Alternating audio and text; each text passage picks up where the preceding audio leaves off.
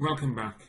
Astranti Financial Training, studying the operational case study of Batton bicycles in preparation for the May 2015 exams with Sandy Hood. The introduction to the case. So we're dealing with a bicycle manufacturer, and here we start to look at the background of our case study. We can recognise that hopefully most of us can cycle, and even if we don't cycle on a regular basis, we should be able to feel that Batton Bicycles is a company that we can relate to. We've got a managing director that owns all the capital, and he's certainly got plenty of ideas about what he wants to do with the business in the future. The mission? Well, here's the theoretical background on mission as laid out by Campbell, who identified that within a good mission statement we should have a purpose, we should have a strategy, and we should have values, and we should have policies. These are the things that a mission statement should lay out.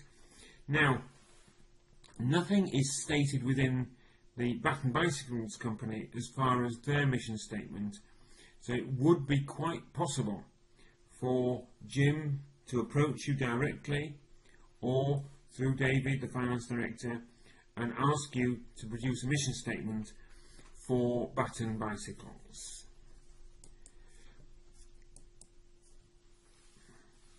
He's had an intention to change the direction of the company, and he is convinced that they need to respond to the market rather than rely on the engineering excellence that has carried them through the last 100 years. And he also states in a later section that the company's image must be maintained, and that's an image of high quality bicycles. So without a doubt, a new mission statement looks highly likely to turn up in one of the 5 exams on this topic. Organisational structure. Yes, the current structure has been inherited from his dad, and it was fine because it has worked. And the high quality bicycles relying on engineering, yes, it's been a perfect, appropriate method of organising the staff for that scenario. But now we have to look at the organisational structure in the context of the E1 syllabus. We see the 3 contextual dimensions. So we've got technology, environment and culture. Yes, the technology they're using is old. Yes, the environment we are learning has changed quite dramatically and is no longer as stable as it once was. Examples, yes, we've got those people who are demanding carbon fibre to be used to make the bicycles that they want to buy, and those other people who want to have bicycles in colours that would be appropriate as accessories to the fashion clothes that they want to wear on the rest of their bodies. So bicycles fulfilling quite a different role than merely getting the postman from A to B, as he probably did in 1945. So culture, Jack has not been described as authoritarian within the case study.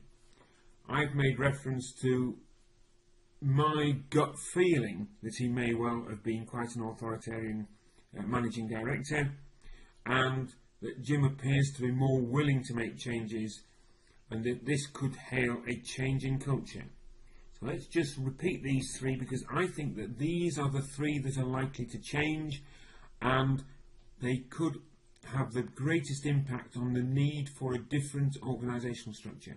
Technology, environment and culture. The other 4 aspects that are used in order to look at the organisation are the structural dimensions. And here we've got the size of the company. Well, sure, the company has probably grown over the years. It's not a large company, and certainly looking at the EU classification of what a medium-sized enterprise is, then Batton Bicycles fits that description. Formalisation, yes, there needs to be quite precise rules. If somebody is brazing or is placing bicycle frames within an acid bath or using a hot curing oven, then they need to follow quite strict rules. So the likelihood is that Batton Bicycles has had and will continue to need quite a high degree of formality. Specialisation, then yes, here we've already got staff doing different tasks. I've had to make a sort of opinion where I've stated that I consider it likely that if somebody is working on fettling, then that's what they do every time they go to work, so they become a specialist at it rather than being multitasked. But we may see within the unseen material, the material that is given out on the day of the exam, that there is an attempt to multitask the staff so they can move from one task to another. But at the moment, I've got this gut feeling that people who do painting and they don't do brazing or bending the tubes. And the nature of the organisation, the fourth of the structural dimensions according to the CIMA syllabus 3.1, Batton is a limited company, certainly private limited I suspect, and entirely owned by Jim Batton, who holds all the shares. Unlike the previous four dimensions, these are not likely to change. So I've fitted them into a little framework so that we can just see how they are all impacting. And you can see the contextual dimensions, these ones that are subject to change. Technology currently low may well become more important. The environment hasn't been particularly dynamic up to now, but is likely to be becoming dynamic. The culture, up till now, perhaps authoritarian, likely to be becoming more open and more willing to sort of delegate the opportunity to make decisions. And then we've got these four structural dimensions which I don't see changing very much. The medium-sized company, high level of formalisation, high level of specialisation, and a limited company. So these are the key dimensions which are impacting on any organisational design, and within Batton, then I think we're looking at the moment at quite a sort of a bureaucratic approach which may well lead into a more flat organisational structure. Right, we now move on to what are called critical success factors. These are those things that the organisation must do well if it is going to succeed. And I think that that's quite an important way of describing them. They're not things that have to be right, they're things that the organisation must do right. So just because we have a lovely sunny summer and lots of people want to buy bicycles, we cannot really describe the weather which is beyond our control as a critical success factor. That would be something that would be very important in our success, but we would regard critical success factors as things that the organisation must do. So when we go through the critical success factors for Batton, then that is what we've got in mind. So when we look at new strategies, then they need to be seen in the context of what Batton is doing and how it fits in with those things that they need to get right as a business as a whole. If you've got something within the unseen material that might contradict one of these factors, then you should be quite ready to question whether this particular idea that may well have been put forward would be an appropriate idea in this company. So, 5 aspects critical to the success of Batton and things that they have control over. Excellent quality. The bicycles, they may be heavy, but they are solid and they are reliable, and that is what has stood the test of time and what they will continue to be considered for by members of the public. So this is very much linked in with their own brand. They've got a good reputation for customer service, and one hopes that they are delivering on time. That would be another aspect that would be pretty critical to make sure that the independent shops that are buying these bicycles in order to sell on to the end cyclists will be considering on-time delivery as something which would make Batton stand apart from other bicycle manufacturers. Something else that would be critical, I suspect it is not quite successful at the moment, but if production can be carried out efficiently, that would be critical to the continuing success of Batton. And Batton have got good quality staff who've been with them for many years, low turnover, so the safety of those staff critical to the continuing success of the business. These were hinted at in the pre-CIMA material, so we've got to watch out for these. There may well be more types of bicycles, there may be increased technology. These are the things that I'm expecting to see within the unseen material that appears on the day of the exam. We now move on to stakeholder analysis. Stakeholders of an organisation are those people who are affected by what the organisation does. They've got a vested interest in what the business is doing.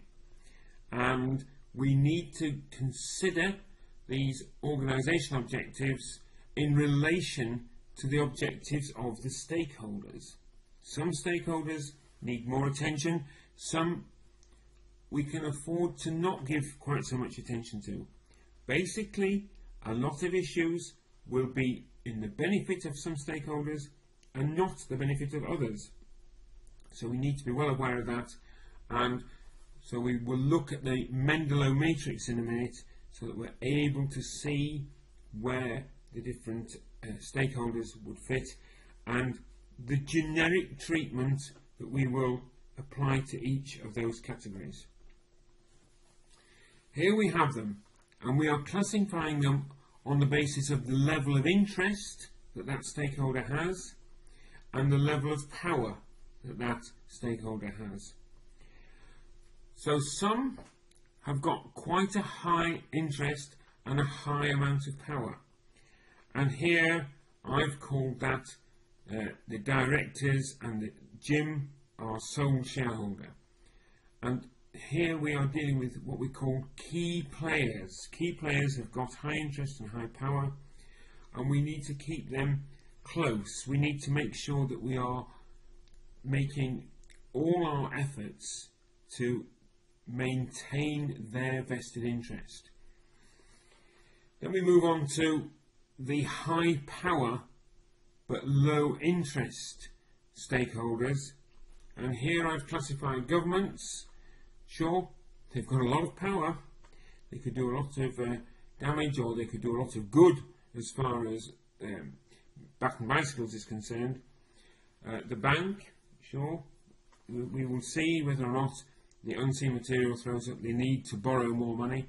They've certainly reduced the amount that they've borrowed in the last 2 years, but these are people who need to be kept satisfied. They don't need quite the same level of attention that the key players need, but we do need to recognise what their vested interests are and satisfy them so that they are not disappointed by what we do. And that would include employees with rare skills. If we've got expert painters who know how to spray the frames of the bicycles, it may be difficult to replace them if they were to leave. So they may not have a lot of interest in what's going on, but they've certainly got a lot of influence or power over how successful the business is. In the other corner, the high interest, low power corner, we've got people who are interested in what's going on, but don't really have a lot of power to cajole Batton along to try to make them do what they want. They've got the interest, but we would want to merely keep them informed. If they know what we're doing, then in some ways they can put up with it, but at least they know. And here we would be concerned that the regular customers, they're loyal to the brand. Sure, they've been used to big, heavy, reliable, solid bicycles in the past, and they might get twitchy if they hear that we are moving into a more technological bike, but we don't really need to keep them satisfied. So we will keep them informed about what we are doing. I would imagine we will probably continue to make those big heavy bikes, but we won't necessarily feel that we have to keep them satisfied. So we won't need to keep them assured that all our best attentions will continue to be on manufacturing the traditional and the roadster if we want to add to that other bicycles. So letting them know is enough for that type of stakeholder. And the final section, the one on the top left hand side, is the low interest, low power, and really they need a minimal amount of interest. So we need to just occasionally bring them up to date with what's going on. But if you think about them, the employees of suppliers, well, those suppliers are probably supplying several different firms, and just knowing what on earth is going on at Batton may well be of a mild interest to someone who's producing the acid that is then shipped across to Batton's, but they are not in a position that's worthy of keeping them up to date with everything that Batton is doing. Governance, a fairly popular topic within CIMA, and here I have given you a lot of information, most of it from the UK Code of Corporate Governance. This was updated in the latter part of 2014, but there are certain things that are considered to be good practice. This is a requirement for companies that are listed on the FT100 on the stock market in the UK. It would not be a requirement of a private limited company with a sole owner, but CIMA may well ask us, and if they are asking us about good governance, then they are inferring that we should relate to the UK code. So the UK code requires the board of directors to have a separate chairman and CEO. You can explain if you've decided you're not going to do that, but complying is the most common approach. So the comply and explain alternative exists, but in most cases companies will comply rather than try to explain. They should have independent non-executive directors, what we call NEDs, and they should make up half the board of directors.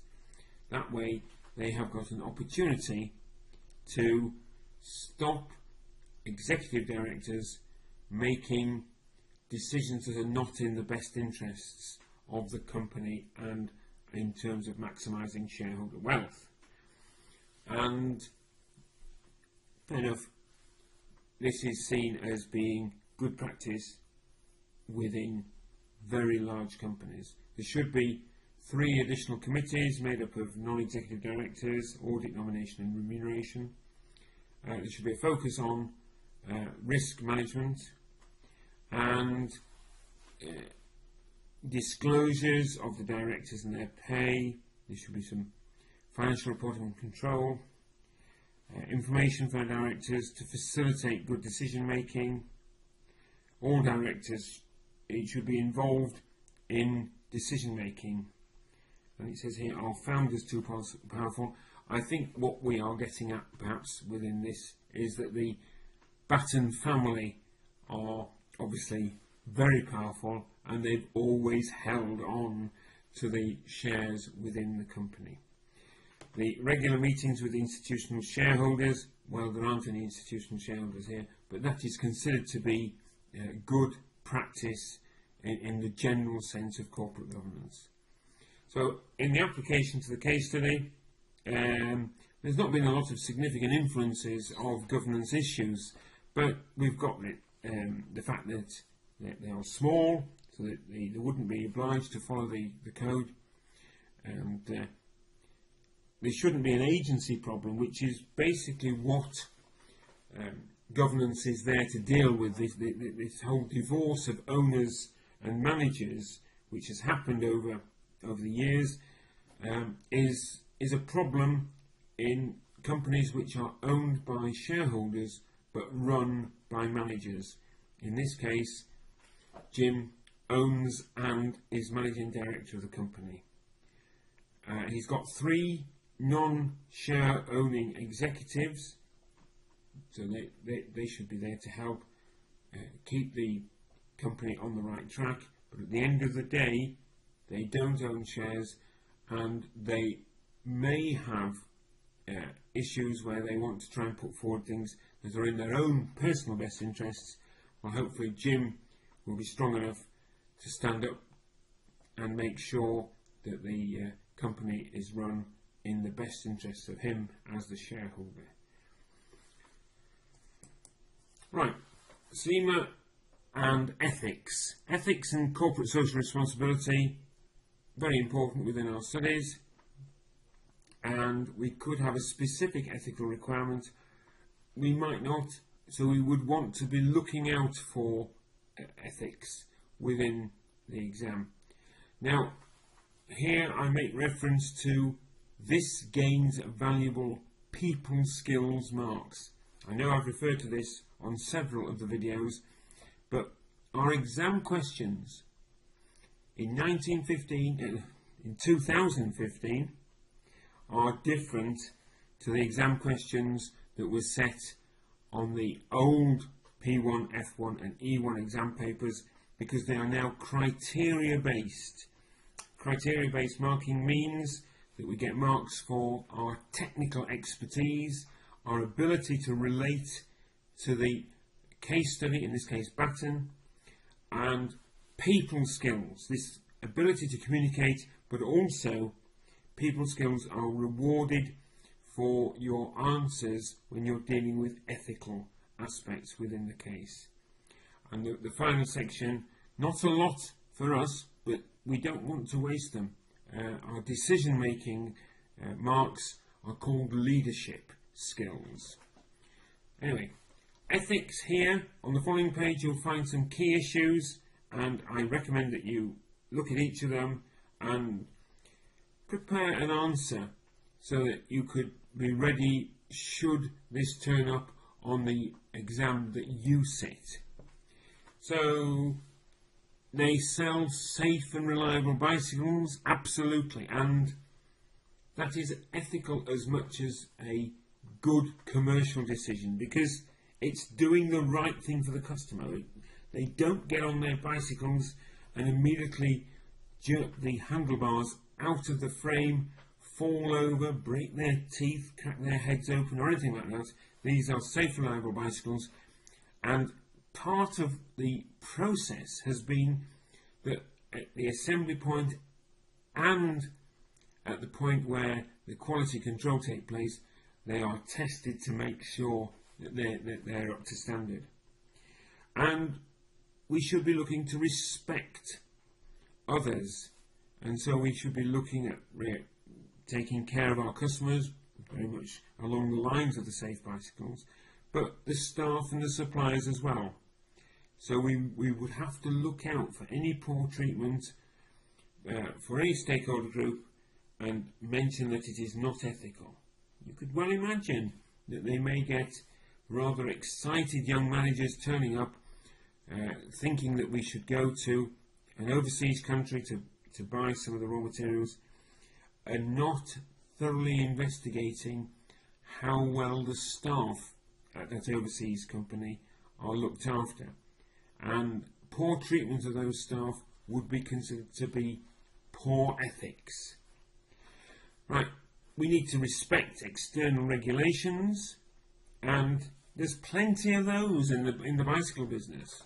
Here we've got the regulations in terms of what the staff do, but also we've got the regulations in terms of the bicycles themselves and their roadworthiness and how they're tested, so that we would want to see if it is the case that in particular cities or in countrywide as a whole cyclists are required to wear helmets, then we would want to respect that, and we want any material that is used to promote our bicycles to show somebody wearing a helmet.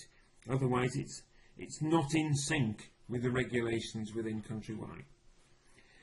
Sustainability. Well, we were told about the acid bath that's used to clean the bikes, but we weren't told about how they drain the acid bath once the bikes have been cleaned, and we would have to be ready to bring out our sustainability aspect of ethics if we found that the water was simply drained into the local river or into something where it could cause damage to other members of society or to the environment as a whole. CIMA's code, well, the integrity and professional competence implications were things I brought up in the E1 syllabus, and here we've got that getting another mention in this more generic approach looking at ethics. But you may recall that David had said, oh, the financial controller has gone, we won't bother replacing him or her, we'll just see if those people working in finance can cope. Well, we know that there could be an integrity issue there, because it could be that we've got people who are not doing the work quite as thoroughly as they should be, and it could be because of professional competence. It could be that we've got people who simply are not trained to the level of the work that they're being expected to do. So watch out for that. And I would add a third one, and I didn't put it on this sheet, but objectivity could be compromised in the event that a member of the finance team is being asked to self-review work that they've been carrying out. So I would expect to see an ethics issue in the exam. It may not be in all of them, but I would be certainly going into the exam, if I was you, ready for one. Corporate social responsibility, linked in, but here we're looking at it in terms of what Batton's responsibilities are, and you need to be looking at the environmental issues. I mentioned the mild acid baths, the electricity that they are consuming in the curing ovens when the bikes are baked to make the paint and the lacquer dry onto the frames. The products themselves, we're looking from a corporate responsibility aspect, that we're providing members of society with the opportunity to carry out some exercise, so that they need to be able to do that. But there are other ways of getting from A to B in cars which would emit poisonous gases, and of course we are not in that business because we are selling bicycles and they don't emit poisonous gases, so it's certainly a plus as far as our corporate social responsibility is concerned. And the staff are not leaving on a regular basis, so the low staff turnover suggests that we are behaving in a responsible way to our staff. There may be something that crops up within the unseen, but certainly at this stage, low staff turnover not needing an HR department, because there isn't the issues that an HR department may well have been seen to deal with could be seen as a positive. And as far as community activities, there may be something that might crop up. We may be asked to help a specific disabled group, and we would have to be ready for that. All about corporate social responsibility. So let's do the strategic analysis and the rational model. This will underpin our analysis, and here we can see that we are looking at the future mission and objectives of Batton.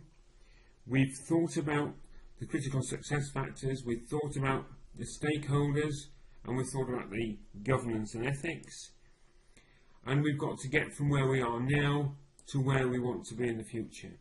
And in order to do this, then we start off with some analysis of the business environment. We're going to look at a pestle analysis. This has been something that I've covered within the E1 specific video, but we will look at it again. And these are the political, economic, sociological, technological, environmental and legal environments that are impacting and influencing how the Batton bicycle is operating at the moment. And we will also need to look at the brand and the aspects of the 4 Ps that make up the marketing mix. And we'll also look at the product analysis, see what we've got, the product life cycle, where they are in the life cycle. A good choice of words, of course, because we're dealing with bicycles. So bicycle life cycles hopefully makes something that it would be memorable. And we've got the Boston Consulting Group matrix, the area within the matrix where products are. We've only got the 2 products. The value chain then deals with the internal aspects of the business. So we've got the external opportunities and threats, and the value chain identifying our internal strengths and weaknesses, our ability to add value and ultimately make a profit. And this then requires a business strategy that will then take us into the future and enable us to meet our mission and objectives.